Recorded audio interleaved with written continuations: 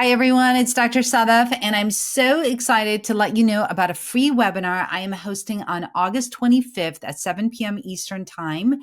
It is going to be on menopause for men. Yes, you heard that right. Menopause for men. How a man or a partner can support their partner during midlife. So really important information. I get a lot of questions asked to me by people coming in and saying that, they're learning about menopause, but their husbands don't know and they don't know how to support them. And they just feel like they're being, angry and irritable on purpose, which of course, maybe that's part of the thing, but not really. But they would like some information that their husbands could learn from. And so I am doing this webinar just for your partners. And of course, you're welcome to join in and listen in if you find it to be valuable. It's going to be valuable. It's going to have a lot of good information. But the key thing that I'm going to focus on is how your partner can support you in midlife. So remember, it's going to be August 25th, 7 p.m. Eastern. I'll have the link in the show notes for you to register, but also it'll be on my social media. My social media handle is at Dr. Sadaf OBGYN on both Instagram and TikTok. And on YouTube, it's the Muslim Sex Podcast and Fembe Health. So make sure you look out for all of those registrations and make sure you register for August 25th, 7 p.m. Menopause for Men. And see you there. I'm an American board certified OBGYN, a mom, a Muslim, and I'm talking about sex. This is the Muslim Sex Podcast. Welcome to the Muslim Sex Podcast. I'm your host, Dr. Sadaf Lodi, and this episode is everything you need to know about raising boys and maybe having those conversations that are a little bit difficult and also maybe talking to them about menopause, perimenopause, and all the different stages of a woman's life. Because today I'm super excited to have on with me my eldest son, who somehow agreed to be on with me, which is fantastic.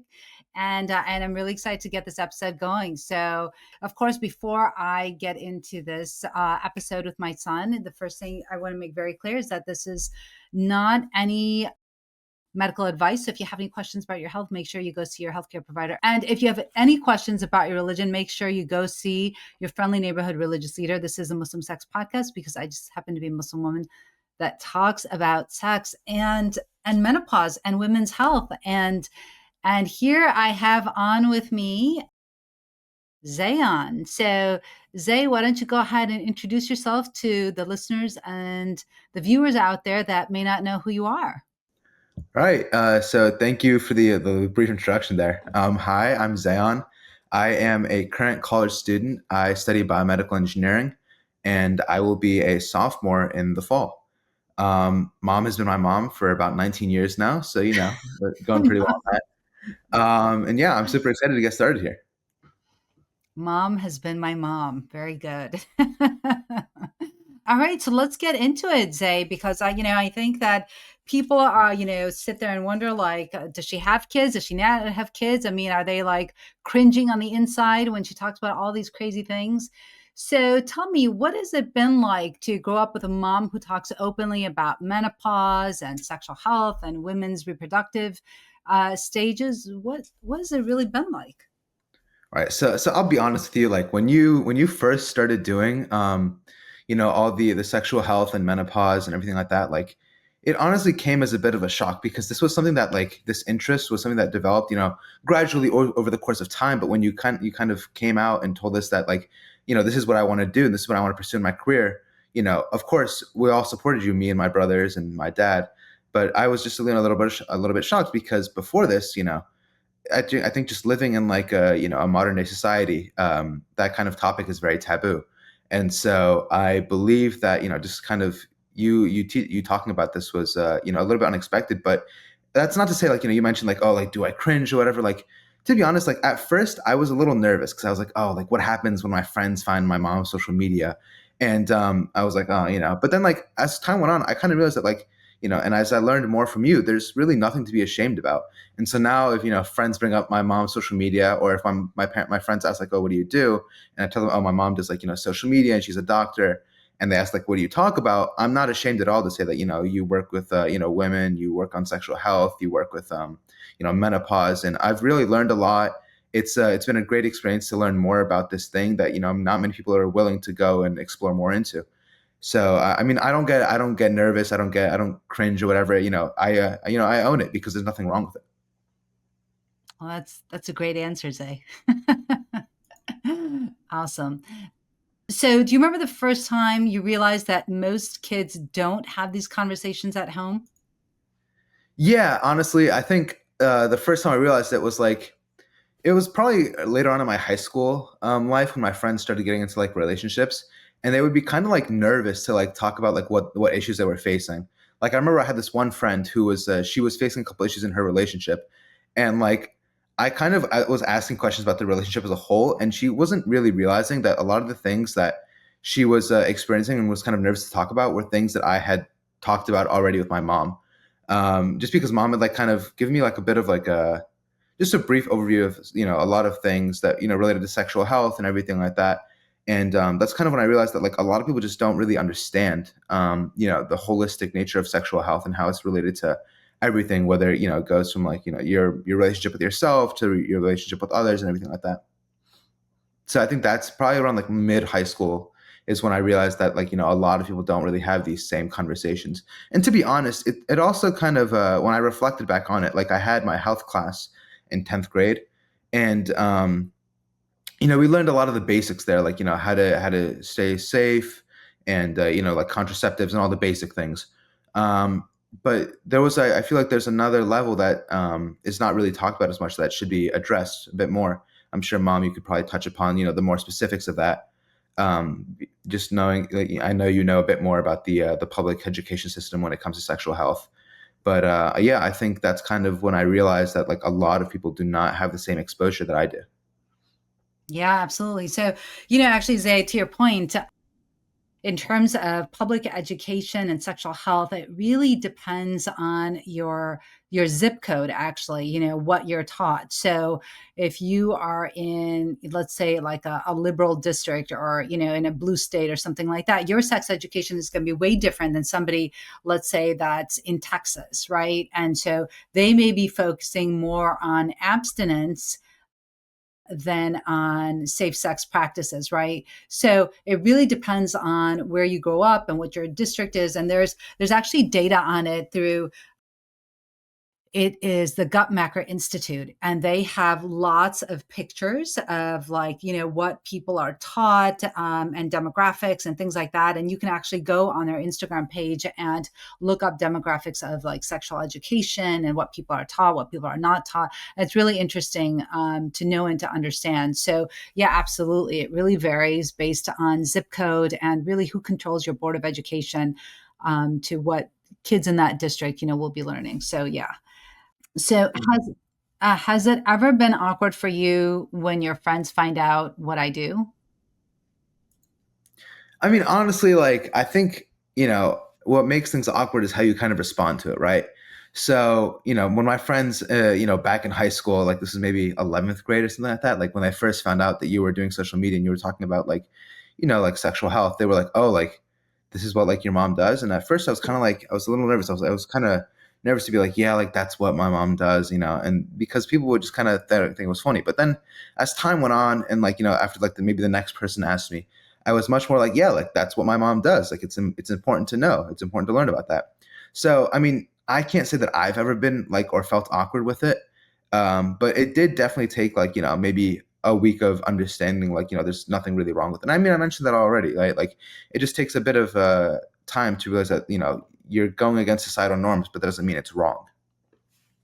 Yeah, no, absolutely. I mean, there's, what, and it's not just in conservative cultures, right? I mean, you're talking about going to like a public school in a very blue state, right? We're in New York, and there's a lot of taboo. There's a lot of stigma surrounding sexual health, right? Right in your own school district. So it's not just about, like, say, one demographic or one religion or culture or something like that. This is kind of something, it's, I find it really ironic, actually, to be honest, because in the US, or say like Western culture, let's just say Western culture, they say that they are really, sex positive, and, that people kind of can do whatever they want. And that's true to an extent. But, people are still very nervous to have these conversations, right? Like, I don't think I've ever had these conversations with anyone really, regarding sexual health, unless it's kind of like a one-on-one where I'm talking to a close friend of mine, and I'll be asking them, or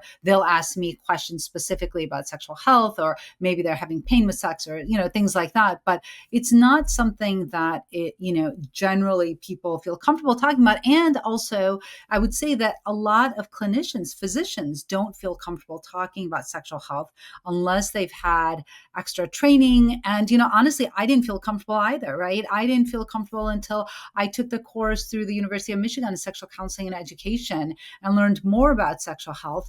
And then we started going to ISWISH and ISWISH conferences and things like that. And then having friends that were very open and sex positive and talking about things like this. So, I really think that it takes a lot, right? Especially, let's say you grow up in a community that is very sex negative. Then you have to first get to a point where you're sex neutral, I believe, before you can even become sex positive.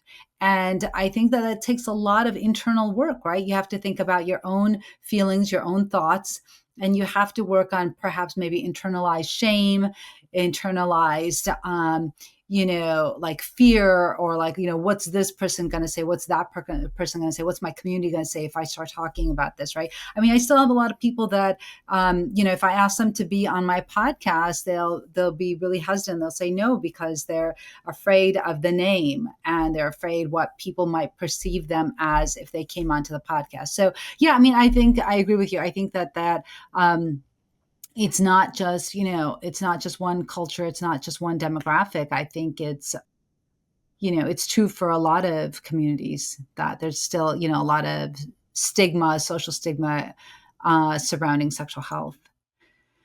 So what are some of the most important things you've learned from me about women's health, would you say, Zay?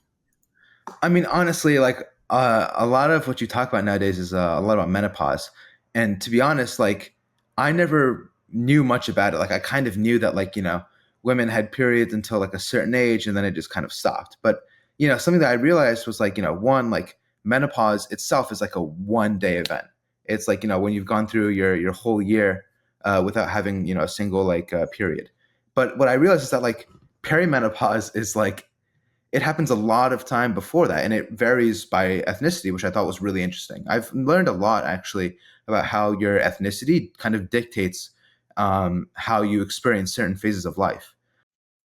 And that's something that I never really thought of before, and how a lot of studies were previously based upon things that weren't really applicable to everyone in a general public, right? Maybe it would just be Old white applicable to men. say, Yeah. white people or Caucasian people, or yeah, white men.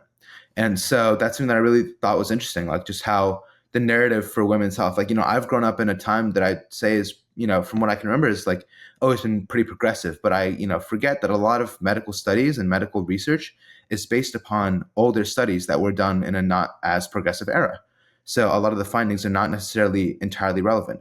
I mean, even things, I've heard you talk about this a lot with the whole idea of the warning on estrogen, because that study was done a while back and it gave not really correct findings, but yet that label on a medicine that could help women going through perimenopause and menopause, like seeing that could give them a lot of relief and alleviate a lot of their symptoms, still has this like stigma put upon it from a study that's not entirely accurate.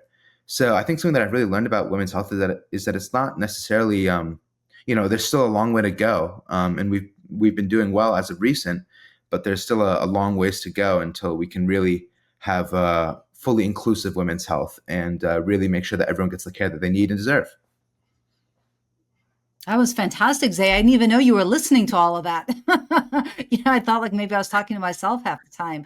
But yeah, the study that you're referencing is the WHI study that came out in 2002, and a lot of the statistics and the findings that the author stated in that study, we know now are not true. And yes, generations of women were actually hurt by that study because they were not offered hormones, they were not offered estrogen, and because they said that estrogen caused breast cancer, and it does not cause breast cancer. And those women are now in their 70s and 80s and suffering from osteoporosis and dementia and Alzheimer's and recurrent UTIs and all of these things that would be helped with hormones that they were never offered. And you're absolutely right. So that study did do a big disservice to women's health. So I'm glad you're paying attention.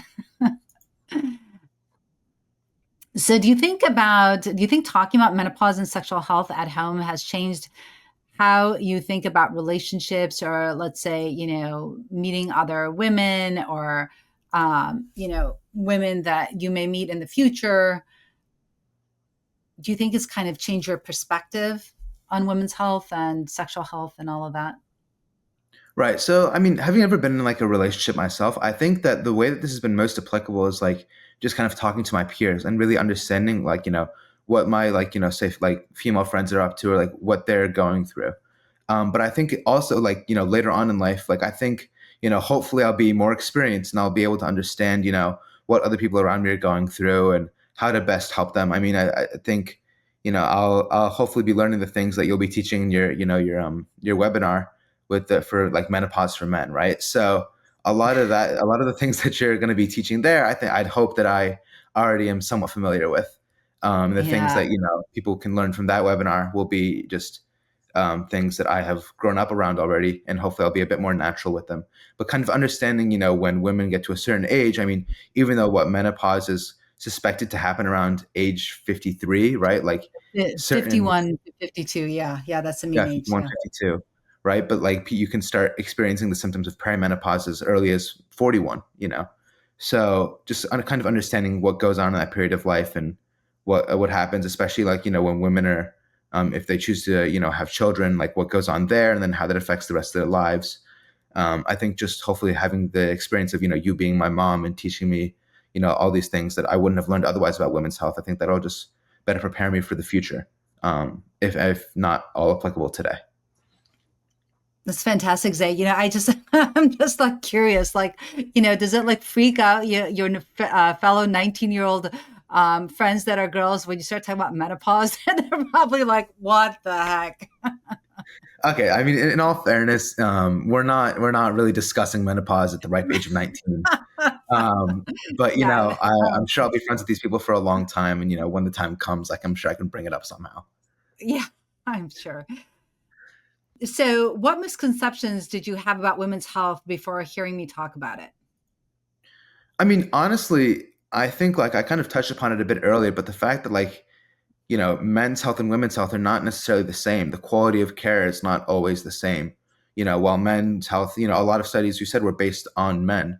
Um, so obviously men's health and the quality of men's health for some may be better than the quality of women's health for others. And so that's really a misconception that I had. I mean, I once again, I've grown up in a very progressive area in a time period where, many women are, starting to speak their experiences and share their voices and have themselves be heard, which is a great thing, but that's not something that was Especially always on TikTok, right? Social media, they're right. always talking about stuff, right? Like IUDs and all this stuff. And, Yeah, I mean, these reels that you keep sending me. well, okay, the reels that I send you are not always the most serious, but there are a couple good ones in there. Um, yeah, I mean, I think that just like the misconception that I really had most ingrained was like health is equal for, or the quality of health is equal for everyone, and that's just not the case. I mean, even now, after people are speaking up and having their voices heard, and making sure that like women can have equal access to men, they're not going to be at the same overnight. The quality for women's health takes time to better and improve. So I think that's something that I really just kind of was not exposed to until you really started to talk about the inequities within women's health and men's health. Hmm. Yeah, I mean, actually, you remember that the Court overturned Roe v. Wade, right? So Right, the right, access to abortion, I mean, that happened in your lifetime, and it's unfortunate because, right, that was a right that they had before, and now it's overturned. So, yeah, I right. mean, it's we may be going back in time, but yeah, a lot of important stuff happening. So tell me, so most of your peers probably don't know much about menopause, like we just talked about. What do you think they should know? I mean, honestly, I think just the biggest thing you have to know with menopause, at least from what I know, is the fact that like it can happen really early on. Like the symptoms that you've experienced from perimenopause can happen really early on. So the second that you start having these like side effects that you feel maybe unexplainable, it may be time to go see like your gynecologist. It was just funny for me to say, but like it's just kind of like you have to understand that like there are so many different factors. I guess like I don't even understand a percentage of like a very small percentage of everything that goes on within women's health and women's bodies, but like there's so many things that happen from just like the reproductive system in women that like are almost seem unexplainable at first, but when you kind of you go to someone who's educated in sexual health and sexual medicine and menopause, they can probably help you figure it out. I mean, I know from your TikTok and the testimonials you've posted that like some of these women have really gone through a lot of things that they don't need to go through, and then when they finally are able to talk to you, someone who's experienced in these different areas that are not traditionally taught, um, they're able to really help improve their quality of life. I mean, I remember you in your TED talk, you had mentioned just the complete lack of sexual education that you guys had in medical school. And I mean, of course, of all places, you'd expect sexual health to be taught in medical school, but it just was not. And so it's going to take a whole new generation of doctors to really begin to fully understand the whole effects that sexual health has on everyone, besides just your sexual life with your partner. So I think that's something that you really have to think about for that. Yeah, you're right, Zay, because in medical school, we don't get much on sexual education. We don't get much on perimenopause, menopause. I don't even think that was, I'm sure it was mentioned. It was a long time ago. Actually, it's going to be my 25-year med school reunion this year, which I'm really excited about. Yeah, I know, right? But yeah, I don't even remember if we even talked about that. Definitely not even in residency. I would say that, I was doing residency during that 2002. I was a second year resident. And that's when the WHI study came out. And I just remember, one of my attendings saying that, oh, well, we used to give estrogen, but it's really bad, and we don't give it anymore. We give it for the smallest dose for the least amount of time, and that's what we do. And I think that was what was taught to a lot of residents that went through residency during the time frame that I did. So I think that a lot of people did not grow up with information regarding sexual health. It's the same idea. I mean, we didn't, there wasn't much taught in medical school besides the physiology, and then in residency, forget it. We didn't even talk anything about that. And you would think, doing that OBGYN residency, you would think that, I'm delivering babies 24/7, that we would talk about sex or sexual health, but we didn't. We talked about, how to do safe deliveries. And there's so many things in obstetrics that you worry about, and sex really wasn't one of them. We worried about everything else. We worried about, high blood pressure, diabetes, worried about shoulder dystocia and hemorrhage and c-sections and what happens with complications, and we dealt with pathology, and we dealt with cancers, and we dealt with a lot of stuff. OBGYN residency is 4 years, and we learned a lot of stuff, but sexual health is not one of them. So all of this stuff you really have to learn on your own. You have to make it a priority if that's something that you're interested in as a physician, even as a person, right? Even as a individual, if you're interested in sexual health, is something that you have to learn on your own. If you don't get it, if you don't get the education in school, even in college and things like that. So it's something you have to learn on your own. You read, or maybe now, with so much social media, you get a lot more education, but you have to really be careful of like who you follow and who you listen to, because you want to make sure that they're, a reputable source. And there are a lot of people that I know, and you've met some of the doctors that I know, right? Dr. Rachel Rubin, you met her, and she does a lot of research and advocacy and teaches people. So Anyways, there, yeah, I mean, like you said, it's really, it's hard to find that information now with social media and TikTok and Instagram and all that stuff. You're able to find things more easily, but I feel like, as physicians, we weren't taught. And so if you're interested in that, you really have to seek it out. So okay, so, how do you think your generation talks about sexual health compared to older generations? Do you feel like they're more sex positive? Maybe it depends on your group of friends, right? Yeah, I mean, I'd say so, right? Like, I'd say that my friends from school and my friends from home, like, they're more sex positive than I would imagine. I mean, I have a couple friends from school that are much more sex positive than I would have anticipated.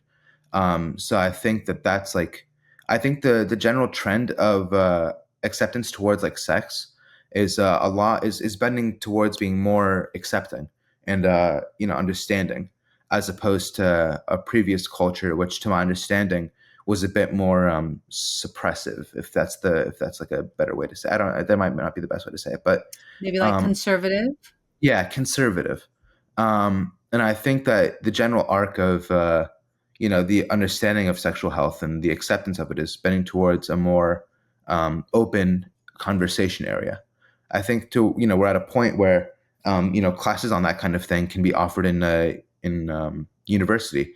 I was talking with a friend of mine who they go to Duke, and she was telling me that one of the classes she was taking was about sex. I forget. It was from a certain time period, but there was there's obviously tie-ins to the current day, and so I think it's really interesting that universities like Duke can have these kind of courses, and people take them and they sign up for them, and so I think that has really contributed to one, the acceptance of sex is something that's important within higher education, and then helping to disperse that within just like undergraduates and people that are interested in learning about it.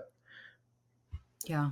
Well, that's fantastic. That's great to hear. I'm glad that, I think that I'm sure there's a lot of classes. I don't know what it was like. I don't even remember in my undergrad if we had classes or not regarding sexual health. Maybe we did, maybe in anthropology, maybe that was, but that wasn't my field. It wasn't my major. My major was biochemistry. So, I didn't really have those courses, but that'd be interesting to go back to the University of Michigan Dearborn and seeing what they offer in their curriculum, in their course curriculum, just to see if they have anything on sexual health. It'd be interesting. So, has having a mom who is a menopause specialist made you think differently about how women are treated in healthcare? I think you mentioned that a little bit. Yeah, I've mentioned that a little bit, but like just to touch on it a bit more, like for the reinforce the point, like having you as like my mom and teach me all about this, like the stuff that happens within women's health, like you just really realize how different it is and how different people are treated differently based on studies that are not always the most relevant, right? So I think that's kind of what it's really taught me, just how things need to change, and how things, we're starting to work at it, but it's going to take a while for things to become fully equitable for all people. Yeah.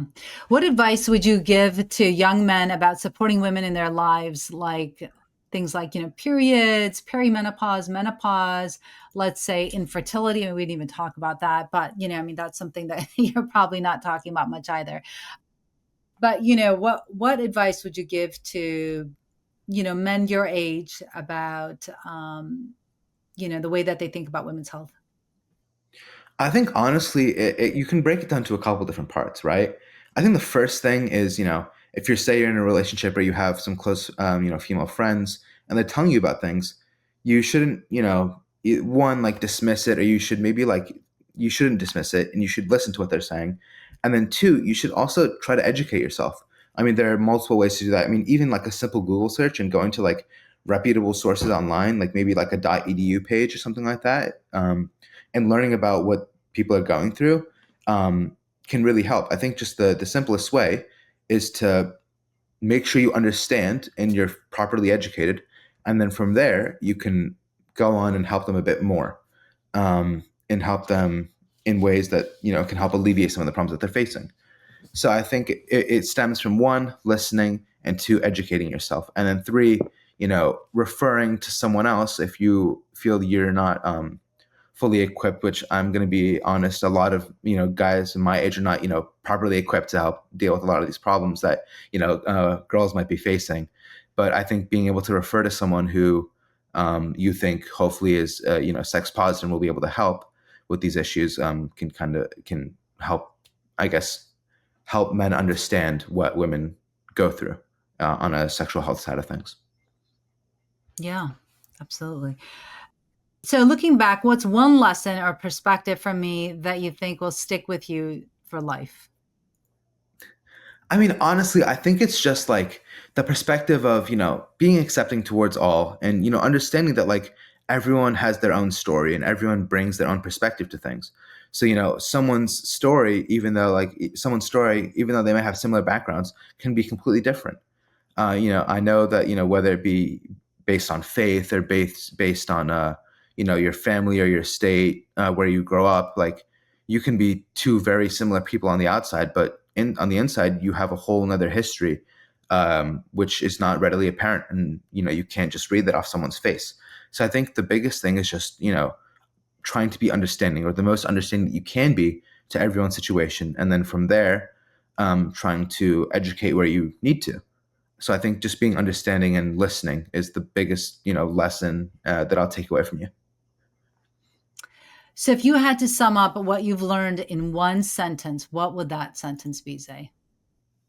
Um, be sex positive, all right? Like I feel like that's the easiest way to put all together, right?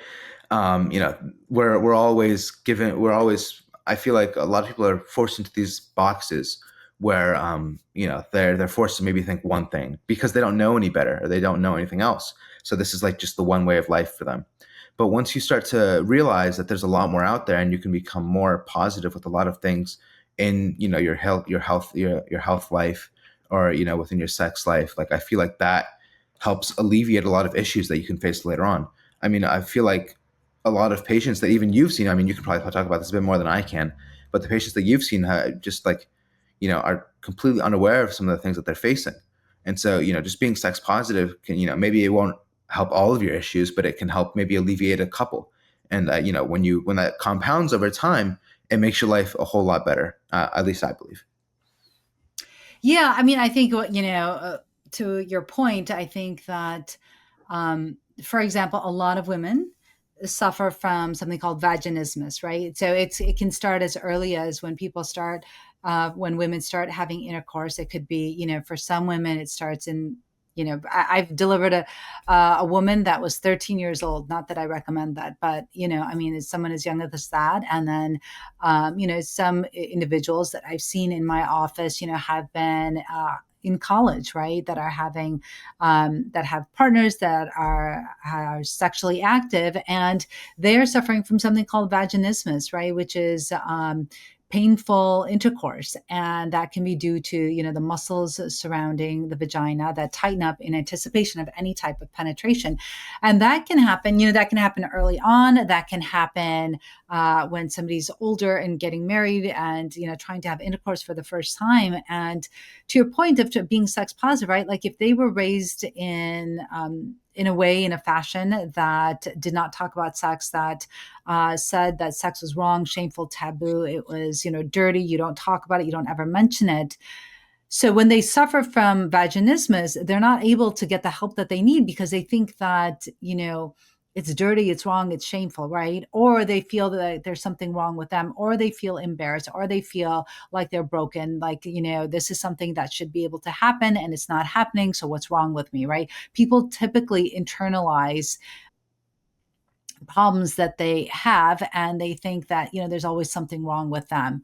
And if they understood, perhaps if they had a little bit more knowledge, or maybe if they felt comfortable talking about sex, right, they could talk about it with their parents if they weren't afraid of talking about something like that with their parents, or they could talk about it with their doctor, right? But if they're so in their head and they're thinking that this is wrong and they can't talk about it, then they may not be able to, ever get help with this. Now, I actually had a patient call me from Michigan that had been married, that is married actually now for 8 years, and has not been able to consummate her wedding, right? So she had never had sex before marriage. And so she gets married, and now she's not able to consummate her wedding because of this vaginismus. But because there's such a taboo, she was having such a hard time, one, talking about it, two, getting help.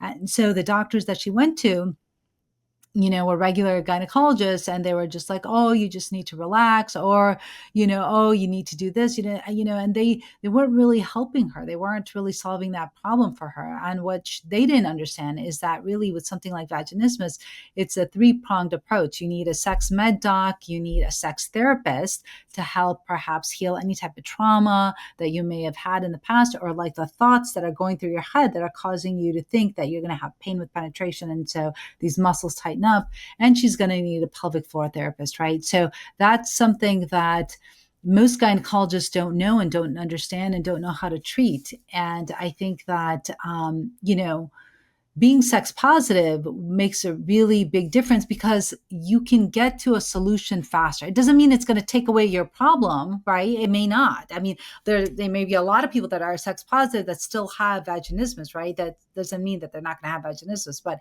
it just means that if they understand that, sexual health is part of your overall health, and that sex should not hurt, it should not be painful, then they're able to seek out treatment. And if they go to a provider that doesn't know how to give them treatment, or doesn't listen to them, or dismisses them, then they can go and find somebody else, because they know that it's not them.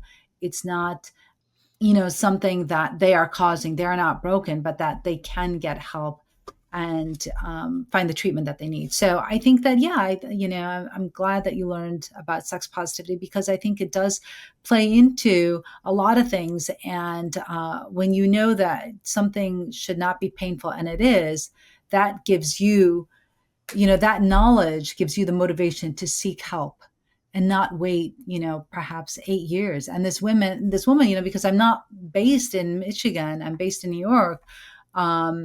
She's still seeking out providers that are located in Michigan. And, I don't even know if she's found help yet. So I think it can be hard. I think it can be difficult for patients if they don't know and understand what's going on. So, yeah.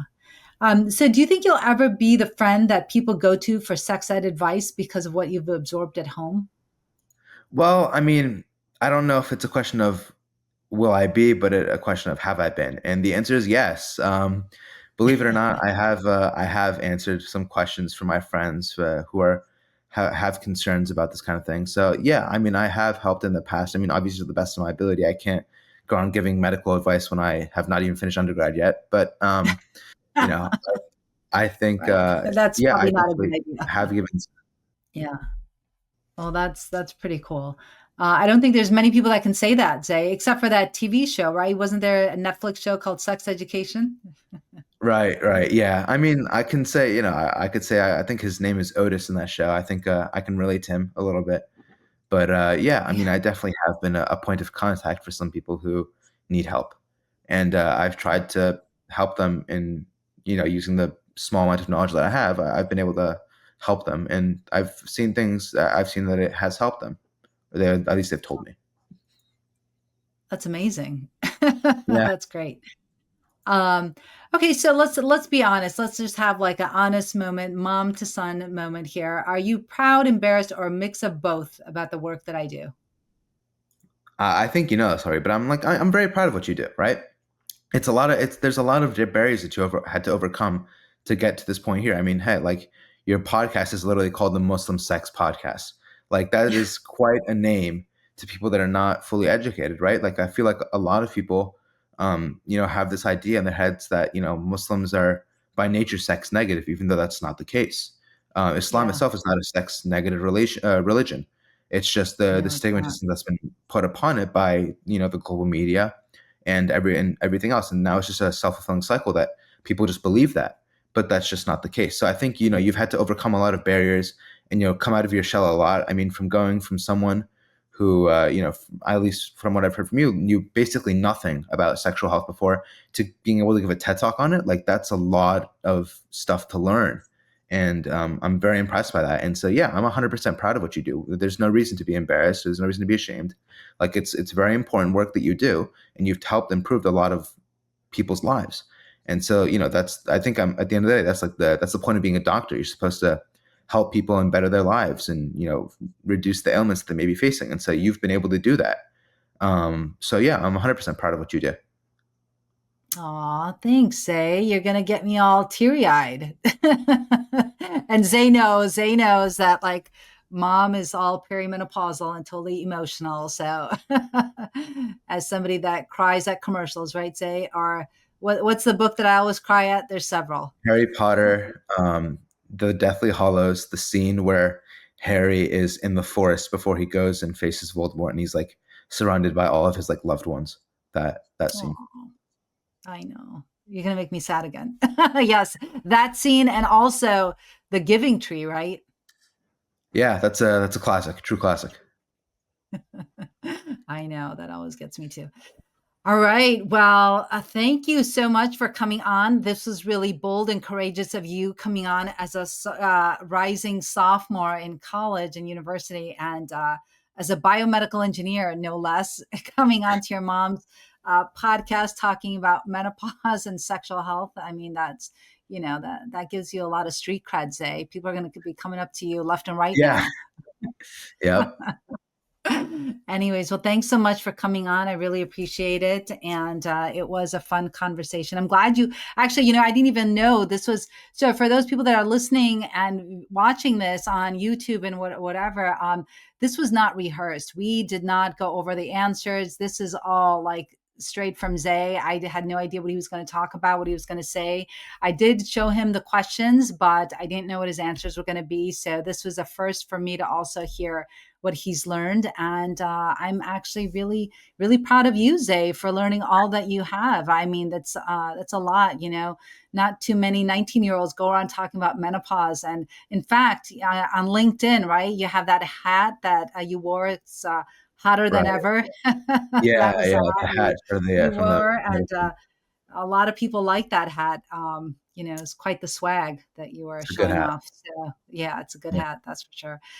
Anyways, well, thanks so much for coming on. And well, it's been real and really intimate. And this is not meant to be any type of medical advice or religious advice or any type of advice. It's just kind of a fun conversation to have, and to know that you too can make a difference with your children. If you want to change the trajectory, if you want to go from sex negative to sex positive and create a future generation of sex positive individuals, you can have these conversations, obviously age appropriate conversations with your own kids. And I've done some podcasts in the past on how to talk to your children about sex education a few times, but, happy to have those conversations again.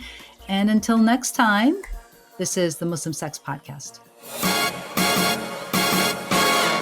So thank you for listening to the podcast, and make sure you leave us a review, share and like the podcast.